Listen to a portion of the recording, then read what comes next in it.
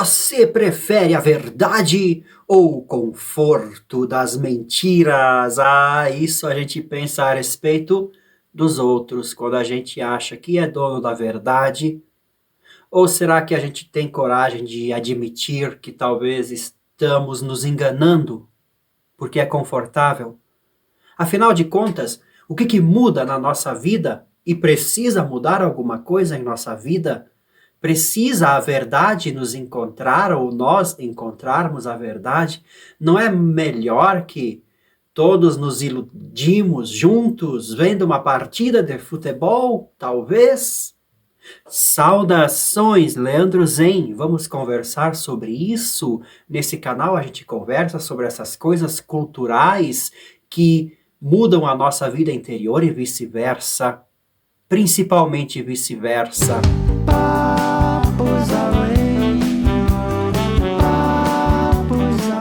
O duelo aqui é entre conforto e verdade. Parece que a verdade, ela deixa as pessoas desconfortáveis. E a mentira deixa a gente confortável. Existem muitos exemplos muito simples que a gente pode estar aqui descrevendo, por exemplo, num relacionamento, quando as pessoas ficam juntas só para manter as aparências ou por causa do dote financeiro construído juntos, mesmo que o casal nem durma mais junto e as pessoas não tenham percebido que aquilo é fachada, esse tipo de coisa, é um conforto inconfortável. Ou é uma mentira que conforta o ego para os olhares dos outros. Mas tem também o conforto da solitude, que hoje em dia se promove bastante. As pessoas estão ficando cada vez mais sozinhas porque tem sido desconfortável se relacionar, convidar outra pessoa a participar de sua vida. Porque aí já entra muito jogo de aparência hoje em dia. Então tem sido mais confortável ficar só. E as pessoas ficam sós e gostam muito de dizer que assim, desta maneira, sobra mais dinheiro, que é um outro comportamento em direção ao conforto, o conforto financeiro relacionado ao conforto de um futuro melhor, de um futuro garantido, sabe, sobra mais. Tem o conforto da crença, que é isso que eu acredito e ponto final. Cada um fica com sua religião, com seu partido, com seu time e não nos enchamos o saco, né? E tem aquele tipo de conforto digital, que é o algoritmo, que nos traz sempre aquilo que a gente gosta. Então a gente fica dando voltas dentro de uma cela, que é a nossa própria mente refletida na tela do celular. O algoritmo ele consegue traduzir razoavelmente bem o nosso mundo psicológico e o imprime em tempo real nos cartazes digitais que nos cercam. Então a gente vive em uma grande cela holográfica, muito confortável. Confortável no sentido habitual. Mesmo que isso tudo nos traga uma série de problemas, esses problemas são confortáveis. São problemas os quais a gente já está habituado a conviver e a lidar. Poucos de nós querem saber algo mais sobre isso tudo, a ponto de quererem quebrar esta cela imaginária de conforto desconfortável para ir além. E eu acredito muito que ouvir e conversar com outras pessoas que estão dispostas a navegar esses oceanos profundos da verdade desconfortável é o que realmente nos auxilia a continuarmos a navegar. Sabe, muitas pessoas pagam por psicanálise, por psicoterapia, e de certa forma, às vezes, ficam girando em círculos porque o transtorno é confortável. E ficar anos andando em círculos, sem jamais receber qualquer informação ou qualquer vislumbre de um mundo mais além, não ajuda exatamente você a encontrar a verdade, que seria encontrar a saúde. Você fica confortavelmente entorpecido, como aquela música clássica do Pink Floyd, no The Wall. Você fica confortavelmente entorpecido. Muitas das sessões psicoterapêuticas são nada mais, nada menos que te transformar num hamster que gira na rodinha infinita da sua própria mente. É claro que os melhores profissionais, os mais humanos, eles sempre te incitarão a sair dessa rodinha, sair da própria mente. E isso não é exatamente confortável. No entanto, a verdade pode ser confortavelmente navegada quando navegada com consciência, com sabedoria.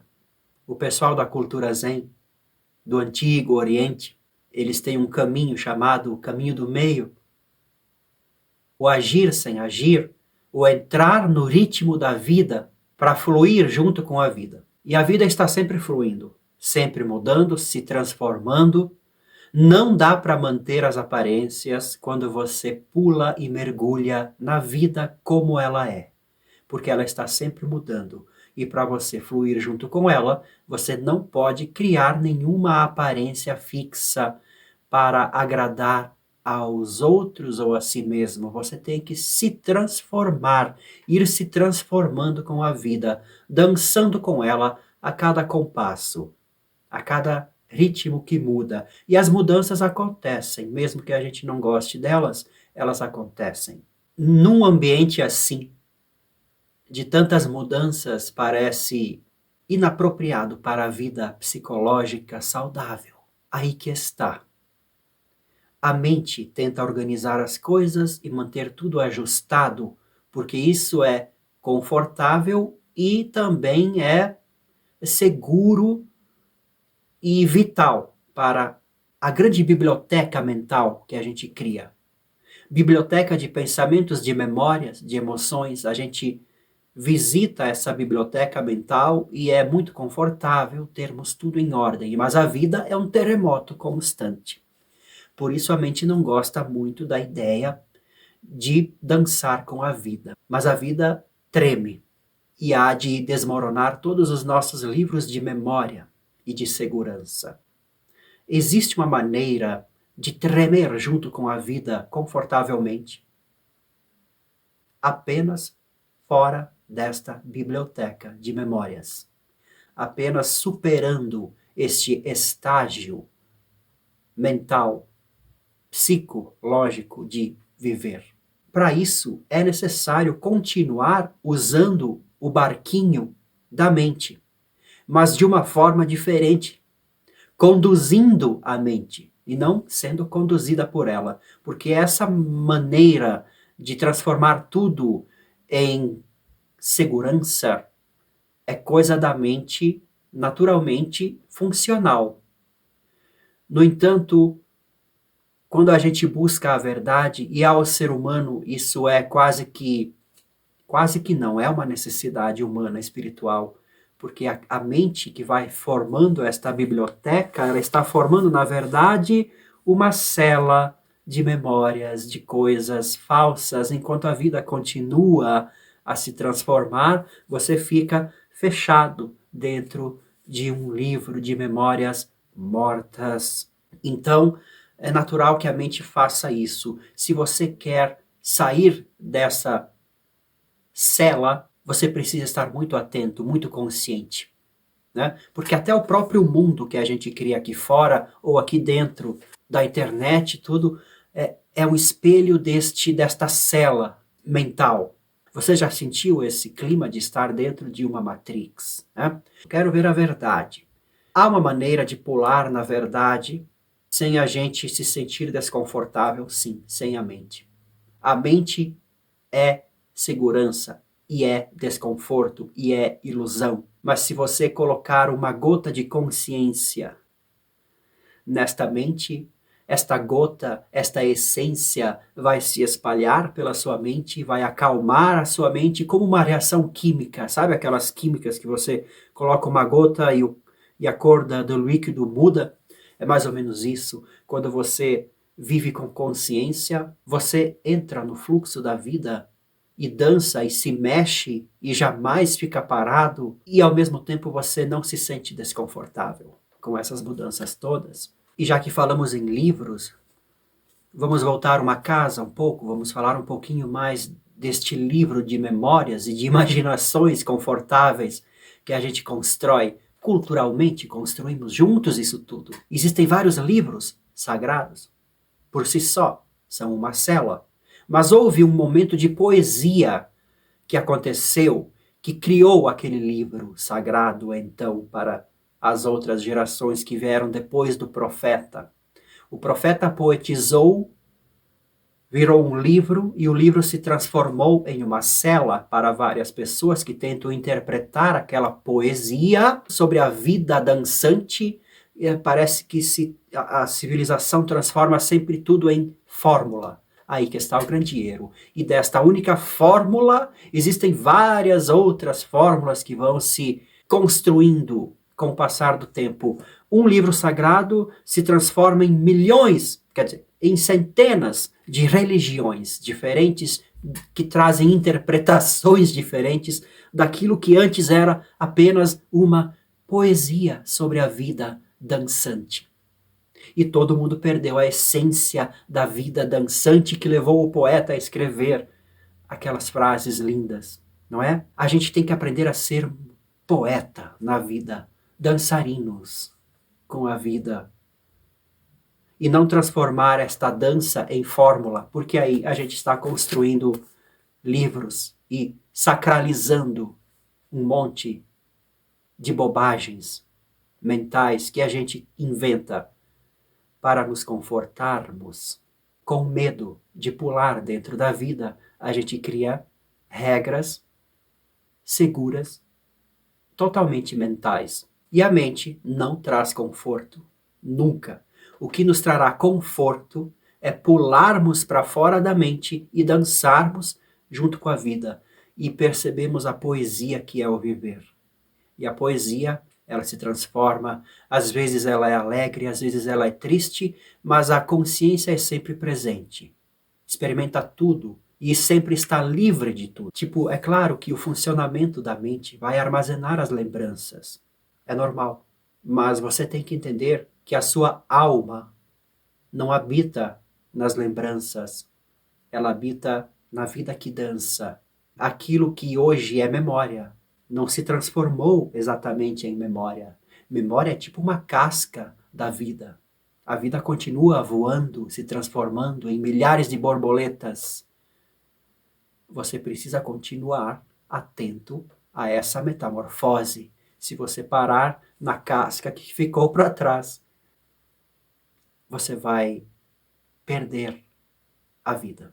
Eu tenho também que falar um pouco sobre a arte, né? Porque a arte, os artistas intelectuais, eles sempre dizem que a arte deles é desconfortável para te levar à verdade. Só que, cá entre nós, a maioria dos artistas intelectuais não passa disso, intelectuais, intelectualoides. Eles querem desconfortar as coisas pequenas. Eles querem, no auge de sua soberba, apenas lidar com problemas políticos, ideológicos. E eles fazem de tudo para trazer desconforto a uma certa vertente mais antiga de comportamento, que é chamada de conservadorismo, né, ou coisa assim. Só que, veja, toda essa guerrinha intelectual é pequena, é rasa e não te leva para fora. É aquilo que eu estava dizendo antes a respeito do perigo da psicoterapia, que também pode te fazer girar em círculos dentro da sua mente. Esse papo todo de arte politizada, né? Também é uma rodinha social que você fica girando e você fica querendo ser cada vez mais reacionário, mas não acontece a mudança significativa na qualidade de vida das pessoas, que é paz, paz interior, sabedoria. Isso que seria uma grande transformação. Mas se você gira em torno dos jogos mentais, você vai estar confortavelmente entorpecido. A verdadeira arte de viver é ir em busca da verdade. E se a princípio isso parece muito desconfortável, perigoso, é só perigoso para a nossa biblioteca mental, que nos traz segurança imaginária, né? De qualquer forma, a morte está vindo, que é uma grande verdade, e a gente sabe que a nossa biblioteca mental vai desaparecer, vai ser inundada por ela. Por isso, o ser humano tem um apreço significativamente importante pela verdade, ou seja, por aquilo que não morre no final.